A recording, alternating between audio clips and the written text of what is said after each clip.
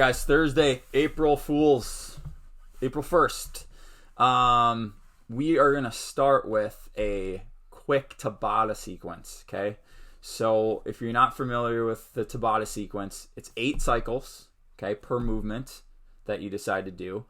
And those 8 cycles are, each cycle is 20 seconds of work and 10 seconds of rest, back and forth, okay? So each interval or each movement cycle, however you want to do it, is 4 minutes long, okay? So we are going to do double unders and sit-ups. But the way this is going to work is you're going to do 8 cycles of each, okay?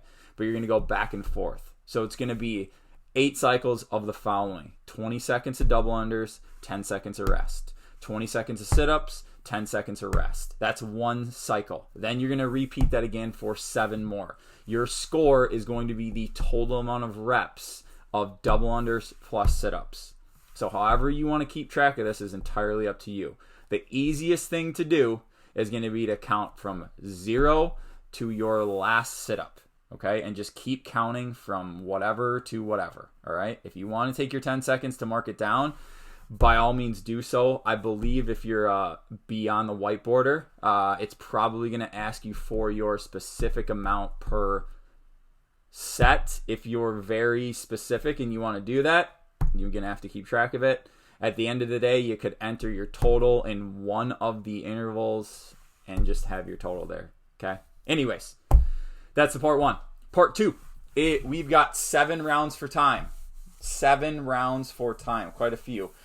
Starting with 3 thrusters at 135 and 93, okay? Followed by 5 chest-to-bar pull-ups, 7 lateral burpees, 9 deadlifts, and then 0.3/0.24 miles on the bike, okay? So, heavy thruster, very light deadlift. Always doing 3 thrusters for a total of 21. Always doing 9 deadlifts, okay? Weight is 135 and 93. For the chest-to-bar pull-ups, okay? Now, we had these in the open, so if you're fresh, it is 35 total. The open had 30, okay? Now, if you're feeling confident and you want to try it again, I would encourage you to do so, okay? It's a cool, good test post-open. If you're not doing chest-to-bars, you could always do if 35 is too many or 5 per interval is too many, remember, you could always reduce the volume. That's a good way to go about it. You could revert to a pull-up, okay, and not worry about getting the chest up there.